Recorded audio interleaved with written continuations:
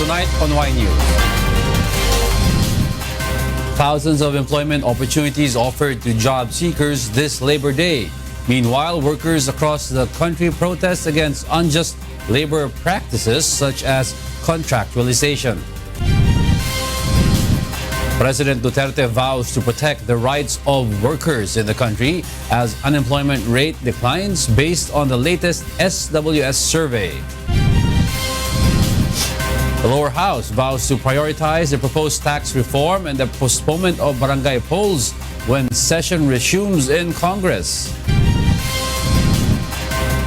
Activities are all set for the 2017 Philippine-US Balikatan exercises happening this month. Residents in coastal areas of Glan Sarangani returned home after a magnitude 7.2 earthquake last Saturday. Y News begins now. From the UNTV News and Rescue Command Center, this is Y News with Angelo, Castro III, and Darlene Basingan. Good evening. Thousands of job applicants flocked to the Labor Department's Mega Jobs Fair today. Miguel will tell us why. The Department of Labor and Employment or DOLE has made easier the process of applying jobs as it opened 54 job and business fair sites in various areas across the country this Labor Day. 9 of the job fair sites are held in Metro Manila. One is at the Quezon City Hall, which is the center of the job fair in the National Capital Region or NCR. Job fairs are also held at the Bonifacio Monument in Manila, in Muntinlupa, Taguig, and Las Piñas. There are also job fair sites in Parañaque, Valenzuela, and at the Pasay City Hall. In the NCR, there are available 34,145 local and overseas job vacancies and more than 100,000 companies offering jobs. Ang gusto ng ating presidente at saka sa Department of Labor and Employment na local po ang ating i-promote. Despite the long queues, job seekers patiently wait outside the Quezon City Hall because it is a chance for them to be employed. As it is announced, DOLE's job fairs prioritize those who have long been unemployed. The Labor Department says it is the first ever job fair since the anti-age discrimination law took effect. Wala na pong discrimination as to the age when we'd like to apply for job fair. The law applies to the likes of 60-year-old Benito, who has been trying to apply as a cook or a call center agent. Kung willing pa magtrabaho yung about 60, dapat bigyan nila ng trabaho para naman kahit paano may pagkakaitaan. Hector has just arrived from Jubail, Saudi Arabia, where he worked for 6 years. He's now trying to apply as an industrial electrician. Bumalik ka sa Pilipinas, dito lang ako magtrabaho para kasama ko yung misis ko. Meanwhile, Dale is confident of getting a new job after tendering his application. Andito na, lahat na ganun. Saka kung saan kaagad pwede magpasa ng resume. More than 4,000 applicants registered at the job fair at the Quezon City Hall, and more than 200 of them were hired on the spot at the job fair site. Miguel, UNTV News and Rescue, Quezon City. President Rodrigo Duterte ensures the protection of the rights of Filipino workers. Meanwhile, the number of jobless Filipinos decreased based on the latest social weather stations survey. Rosalie Cos will tell us why. Today is the 115th celebration of the Labor Day, the first under the Duterte administration. President Rodrigo Duterte acknowledges the contribution of each Filipino worker inside and outside the country. In his official message, the chief executive gives recognition to the rights of workers in all industries and ensures his commitment to protect and defend these rights. He also assures that the Department of Labor and Employment takes the lead in guaranteeing that thousands of jobs will be created locally. Meanwhile, the number of jobless workers has decreased to 10.4 million in the first quarter of 2017. Based on the latest survey of the social weather stations, from March 25 to 28, 2017, the number decreased by 2.2% from 11.2 million who were reported jobless in December 2016. However, the net optimism of Filipinos on job prospect for the next 12 months has gone downhill. Despite this, presidential spokesperson Ernesto Abella says the latest SWS survey still shows the efforts of the Duterte administration to maintain economic growth. He adds that in the coming years, there will be more job opportunities as the government is venturing on larger investments for big-ticket infrastructure projects. Meanwhile, Filipinos have various opinions on the status of the labor sector in the country. Kung magsusumikap talaga sila, makakahanap talaga sila ng trabaho. Pero kung hindi, tatambay lang sila sa bahay, wala sila makahanap ng trabaho. We're waiting for the change that you have promised to us. We're still waiting. Yung mga kapatid ko, ganun din. Tsaka yung mga taga doon sa amin, mga karamihan, mga kabataan, tsaka nakikita ko rin mga madaming nag-a-apply ng trabaho na walang nakukuha. Rosa Licoz, UNTV News and Rescue, Quezon City. Different labor groups held a protest rally today as they call for the speedy resolution to end contractualization and other problems in the labor force. Monokson will tell us why. With flags and placards, labor groups marched from Welcome Rotunda to Menjola in Manila early this morning. Once in Menjola, these labor groups held different programs that lead to the one cause that all of them are fighting for, to end contractualization. The group claims that DOLE Department Order 174 did not fully end the contractualization in the workforce. Yung win-win solution ninyo, ang ibig sabihin yan, you are legitimizing, you are straightening the contractualization rather than abolishing or stop contractualization as promised by the President. They believe that the Labor Department has the power to end contractualization, contrary to what Secretary Silvestre Bello III's claim that only a law that is passed in the Congress can stop such employment scheme. They point out Article 106 of the Labor Code that says the Labor Secretary has the power to restrict and prohibit contractualization, on which Secretary Bello has this to say. What they want is total contract ban against contractualization, which is not legally possible right now. Because although the rule is that there should be no contractualization, however, the law allows exception. Like for example, yung mga security guards, yung mga janitors. Jo Marie is one of the many contractual employees whose contract ended last January, who is trying his luck to get a job in a job fair. Nakapagod naman po. Apply ka po ng apply po. Tapos pag hindi ka po, ayaw ka na ng company, tatanggalin ka na lang po. Jo Marie wish that the government can help him get a regular job. Secretary Bello says the Trade Union Congress of the Philippines filed a bill in Congress for the total ban of contractualization. TUCP, they propose a total ban on contractualization. Ngayon, if that will pass Congress, then wala na akong magagawa. That will be the law that I will implement. As for their part, the Philippine National Police this morning formed a human barricade to maintain the free flow of traffic in the area where the rally took place. Mon Hokson, UNTV News and Rescue, Manila. Labor and militant groups in various parts of the country have joined in this year's Labor Day protests. Joe Anano will tell us why.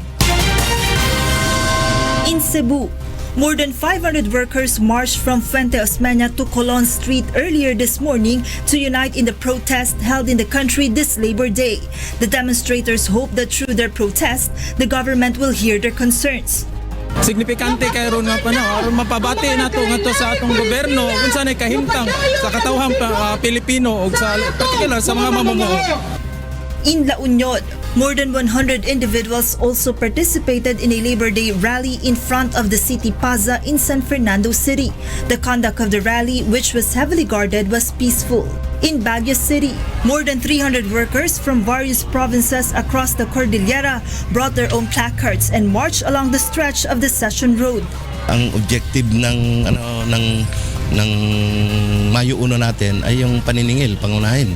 Doon sa pangako ni Pangulong Duterte hinggil doon sa pangako niyang pagtatanggal, pag-aalis doon sa kontraktualisasyon.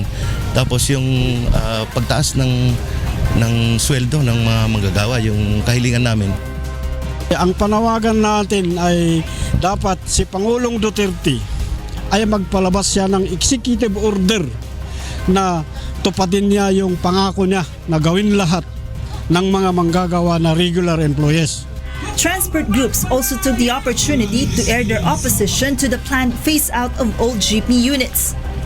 Dahil gusto namin iparating din kay Presidente na sana po ay wag nilang ituloy yung sinasabi nilang modernization ng mga sasakyan dahil ito po ay patungo doon sa phase out ng aming mga sasakyan.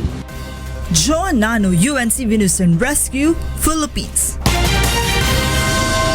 10 proposed legislation seeking to abolish contractualization in the country are now filed in the House of Representatives. This includes the Security Act of 2016 that seeks to ban contractualization in fixed-term employment. The bill also states that an employer cannot just lay off an employee without any valid reason. According to several lawmakers, this is the solution to stop what they call unjust system of employment. There's only one kind of jobs, and that is regular jobs or regular employment. Ibang usapin pa yung sahod. Deliberations on the said proposed bills are still pending in Congress. Labor Secretary Silvestre Bello III reiterates the plan of the government to open an overseas Filipino workers bank. Victor Cosare will tell us why. Meron kasing postal bank ngayon. Either we will buy it with the money of OFW. Dahil napakayaman ng mga OFW. They have 20 million pesos ang pera ng mga OFW. It is now held in trust by the OWA. Maaring gagamitin namin yung pambili yan sa Philippine Postal Bank or the Land Bank will buy and then may participation na ang OFW. The government targets to launch the Overseas Filipino Workers Bank project in October or November of this year. Bello also notes that after several years, it would become a workers' bank so all types of workers can benefit from it. When they become owners, hindi na problema ang remittances na kanilang pinapadala sa Pilipinas. They will have control of the market. Secretary Bello is in Davao City today for Dole's job fair. More than 19,000 jobs from 102 employers were open for Davaoenos. Many of the job offers are for overseas employment. Aside from the job fair, the Department of Trade and Industry also conducted a negosyo fair for those wanting to learn how to start a business. Victor Cosare, UNTV News and Rescue, Davao City. The lower house of Congress is expected to prioritize the proposed tax reform bill and the proposed postponement of barangay polls when the session opens tomorrow. Nel Marie Bohok will tell us why. Both houses of Congress are back into sessions tomorrow and they are expected to tackle a number of controversial bills. Majority Bloc member ako, Bicol Party List Representative Alfredo Garbin says that aside from the comprehensive tax reform package, the two other priority proposed laws of the administration are also expected to advance upon the resumption of Congress session. Lowering the age of criminal responsibility. Pangatlo yun, postponement ng barangay elections na naman. So those are the three. Parang isasalang bukas kaagad, i-refer kaagad. But for the House Opposition Bloc, there are other more important bills they believe the House leadership should prioritize. Among these, the opposition says are the gender identity, expanded maternity leave, and anti-hospital deposit bills that are now pending in the plenary. Sabi natin, maraming ibang mga priority measures na maantala kung mag-focus dun sa mga issues naman na walang broad consensus. President Rodrigo Duterte, during the recently concluded ASEAN Summit, blamed Senator Kiko Pangilinan as the cause for the increase in number of juvenile delinquents in the country. That's what happened to the disaster started with Senator Pangilinan. He was the one who copied that legislation from No, because in America, yes, they are not in prison, but they are sent to correctional facilities. Here in the Philippines, it was not the same because the legislation failed to provide the remedy after the arrest. Nel Maribuhok, UNTV News and Rescue, Quezon City. The proposed amendments of the Anti-Money Laundering Act, or AMLA, and of the Mental Health Act are set to be tackled at the Senate plenary this week. Committee on Justice Chairman Senator Richard Gordon has previously said that the committee will continue discussing the proposed reimposition of death penalty and the bill seeking to lower the age of criminal liability. Meanwhile, in a text message from House Majority Leader Rudy Fariñas, he stated that they will meet with their counterparts in the Senate to confer about the priority bills of the Duterte administration. Some vendors in Baclaran are complaining about lost profits since the conduct of the intensified clearing operations of the Metropolitan Manila Development Authority in Baclaran. Jo Anano will tell us why. From 1,000 peso daily profit, Sheriff is now earning only 400 pesos a day from selling cell phone accessories. This after the MMDA started its intensified clearing operations in Baclaran, Parañaque 2 weeks ago. Sa normal kasi, medyo nakabinta kami ng malakihan. Sa mga ganitong ordinaryong araw ng mahigpit, makabinta lang kami ng pangkain lang, sapat na yon, wala nang kaano na yon. Amino Akraman has the same sentiment. He has been a vendor in Baclaran for almost 13 years. According to him, he used to save money for the rent of their house. But now, all of his profit goes only for the food of his family. That's why they are not in favor on the plan of MMDA to transfer them in HK Sun Plaza in Macapagal Boulevard. Ang gusto lang namin, ma'am, basta yung ganito lang, nasa gilid lang kami, okay lang sa amin. Nasa ayos. Sumusunod naman kami sa patakaran nila eh. Currently, MMDA is preparing the area to relocate the more than 1,000 vendors from Baclaran. The agency explains that vendors will not lose their customers since the Southwest Integrated Provincial Transport Terminal will also be transferred in the same location. MMDA General Manager Tomas Orbos also says that they are doing this for the sake of the vendors in Baclaran. Pinoproject kami na 100,000 katao araw-araw na dadaan din doon, sasakay ng bus at magbababasa ng mga bus. So, I think it could be a big opportunity for them. Kailangan talaga magsakripisyo lahat, naintindihan naman namin yun. Pero at least, mapoproteksyonan sila ng gobyerno, may lalagay sila sa lugar na hindi sila mapapahamak. The MMDA targets to transfer the bus terminal to its new location on Friday, May 5, while the transfer of vendors will happen on the third week of this month. Apart from Baclaran, MMDA is also targeting to conduct an intensified clearing operations in Balintawak Market and Cubao in Quezon City, as well as in Quiapo and Divisoria in Manila. Joan Nano, UNTV News and Rescue, Makati City. Next on Y News. President Rodrigo Duterte says he is open to conduct joint military exercises with China. And Senator Laila de Lima is set to ask the court for permission to attend Senate sessions. Y News will be right back.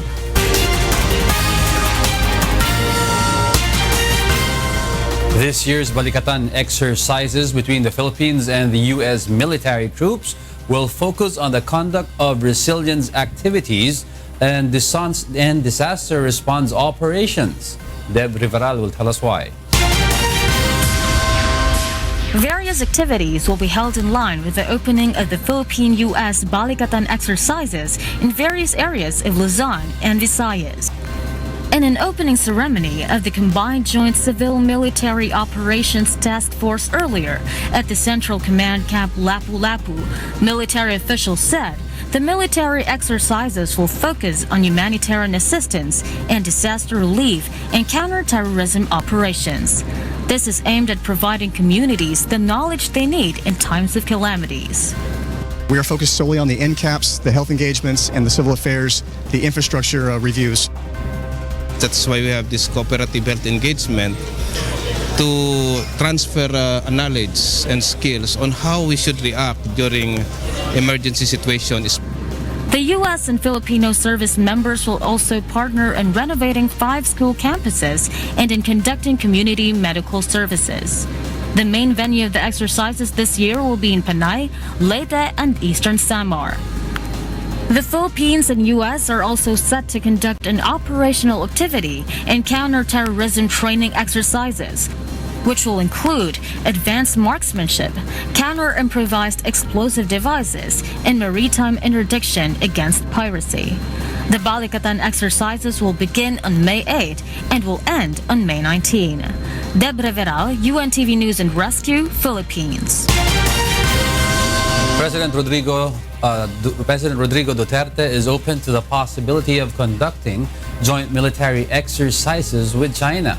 Victor Cosare will tell us why. President Rodrigo Duterte believes that China's Belt and Road Initiative will help its neighbors like the Philippines. It is helping neighbors at the same time broadening the market. So I expect that I can not really get something out of it, but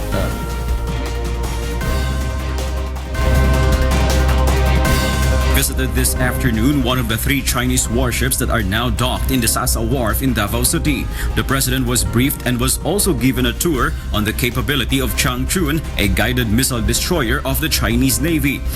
in my term, maybe I will try to make something like this. But it has to be as beautiful as The president says it was he who asked China to show him their warships. He says this is also part of the confidence-building measures between the Philippines and China. The president also states that he is open to the conduct of a joint military exercise with China. However, Defense Secretary Delfin Lorenzana says a joint military drill with China may take a while before it can materialize because certain legal arrangements must be made. Kailangan magkaroon muna tayo ng framework, agreement, kasi meron diyang kung exercises, baka nandito yung mga tropa nila, we will have to craft a SOFA, yung visiting forces agreement. And this is very important. Kailangan natin ng sang-ayon ng Kongreso. So it's still a very, very long process.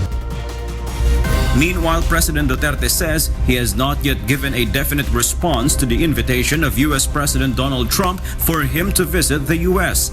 He says for now he still has a tight schedule since he is bound to visit Russia and also Israel in the coming months. However, he says that during his phone conversation with President Trump, he expressed his concern that the U.S. must not push through with waging war against North Korea. Well, it is the concern of everybody, not only with us, but the ASEAN guys, the heads of state, also expressed their fear of an outbreak because of the threat of a nuclear warhead. Ang fallout niyan, ang fallout niyan would include China, alam nila, and tayo.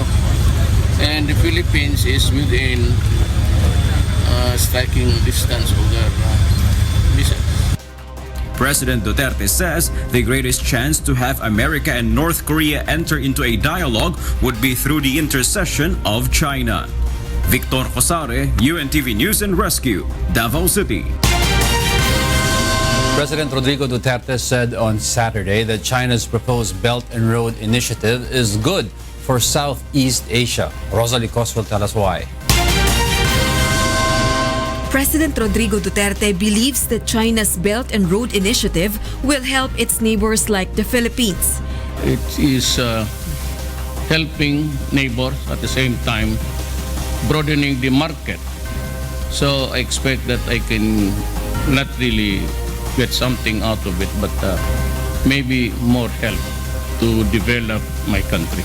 The Belt and Road Initiative refers to the Silk Road Economic Belt and the 21st Century Maritime Silk Road, aiming at building a trade and infrastructure network connecting Asia with Europe and Africa along the ancient trade routes of Silk Road.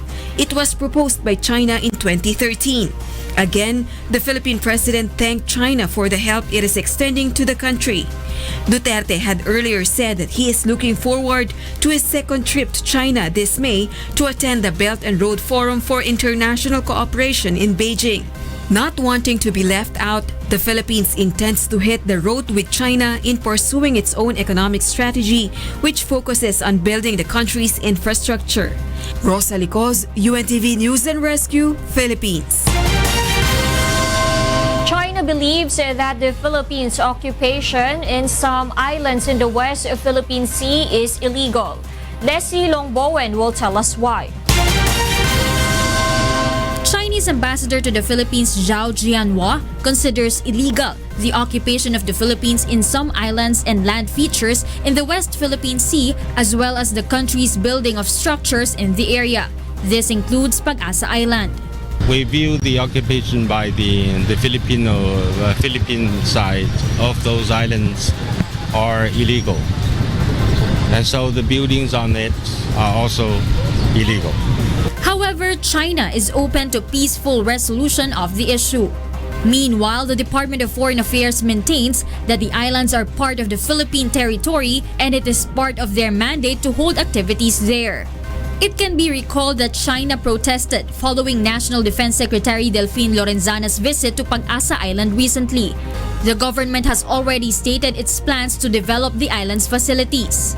Lorenzana meanwhile says he still has to coordinate with the ambassador to clarify his statement, such as under what laws he considers the Philippine occupation illegal. Senator Antonio Trillanes IV is also dismayed that this South China Sea issue was not brought up in the recently held ASEAN Summit.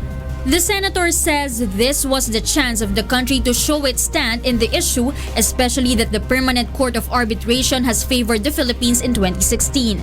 Pinahina ni President Duterte yung posisyon ng ating bansa in relation to dun sa arbitral tribunal ruling. Doon sana yung ganong forum, ideal sana na na-mention niya yon. Kahit na-mention man lang para at least hindi in-ignore or parang naisang tabi totally yung legal victory natin. So it weakened our position. Leslie Longbowen, UNTV News and Rescue, Quezon City. President Rodrigo Duterte personally visited one of the 3 Chinese warships docked in Davao City for a 3-day goodwill visit. Chinese Ambassador to the Philippines Zhao Jinhua and high-ranking Chinese Navy officials were present to welcome the president. President Duterte was briefed and shown firearms, missiles, and the torpedo storage area of Changchun, a Chinese guided missile destroyer.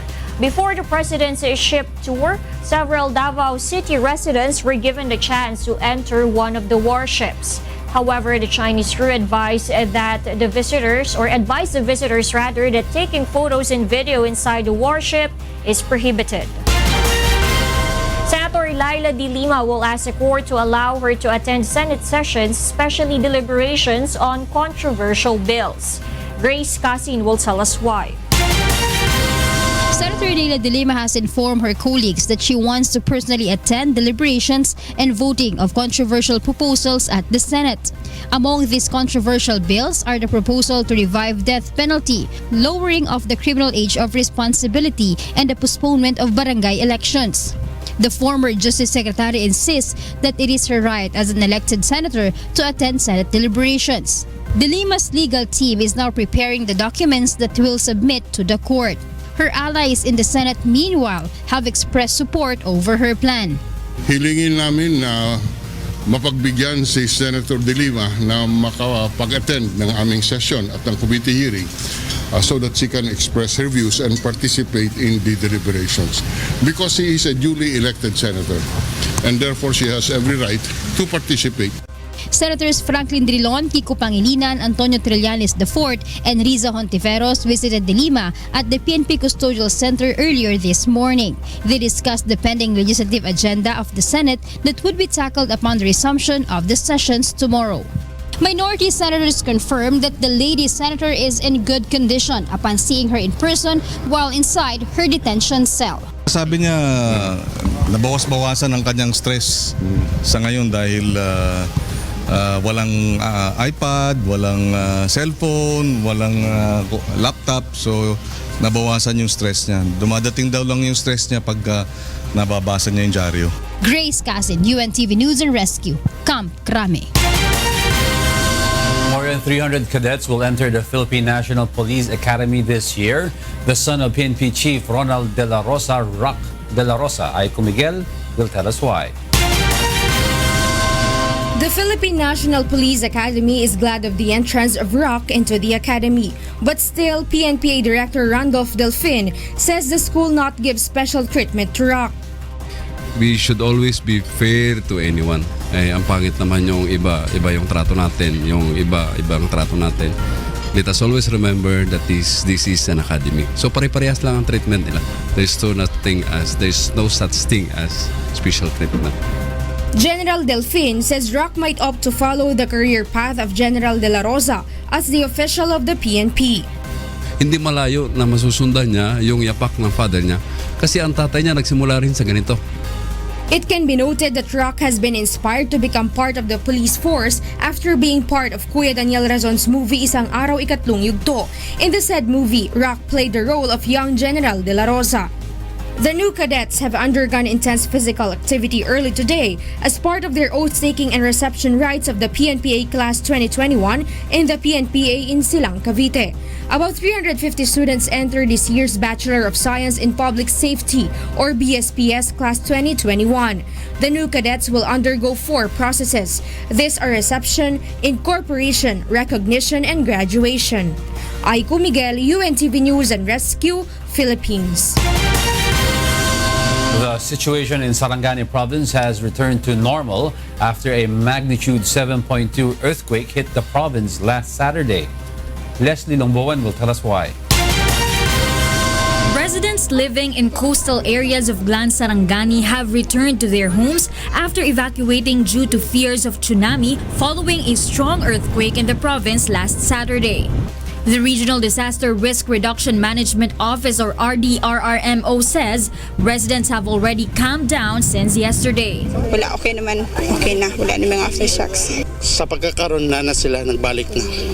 Back to normal. The strong tremor has damaged several establishments in the province, including the Jensen City Hall. The Sarangani local government temporarily closes down the port of Glan due to some cracks found in the area. Right after the earthquake, pina-inspect natin sa MDRRMO natin together with our Municipal Engineering Office. Lahat ng mga buildings, no, kung baka merong mga cracks or damage na delikado ng gamitin. So far, report lang sa akin, wala naman. There were no reported casualties in the incident but 3 were injured. Aside from Sarangani, an intensity 5 earthquake was also felt in parts of General Santos City, Coronadal City, Polomolok, and Tupi, South Cotabato. The RDRRMO, together with the Office of the Civil Defense, is set to conduct inspections in Sarangani to ensure the safety of its residents and assess the estimated damages caused by the recent earthquake. Leslie Longboan, UNTV News and Rescue, Philippines.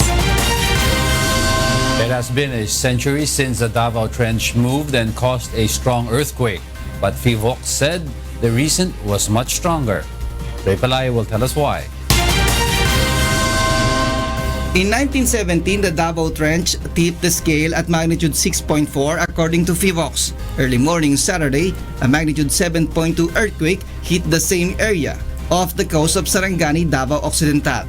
The movement was felt in General Santos City, Sarangani, Davao Occidental, and Glan Sarangani at intensity 6, while Kidapawan experienced intensity 2. FIVOC said the depth of the epicenter was 57 kilometers. Pag sinabing trench, may kalaliman yung focus o kung saan nanggagaling yung lindol. So posibleng ang nagpagalaw nga doon itong Davao Trench. The Philippines is located at the Pacific Ring of Fire, characterized by frequent earthquakes and volcanic eruptions. For this reason, FIVOC reminds the public to be prepared for the possible movement of the West Valley Fault. The fault is a 100-kilometer stretch from Bulacan, Metro Manila, Cavite to Laguna. Kung mangyayari yung 7.2 dito sa may West Valley Fault, magnitude 7.2, tapos posibleng intensity 8 siya in the areas in Metro Manila, 8 pababa. So malakas kasi marami siyang damage dahil maraming structure, populated yung area.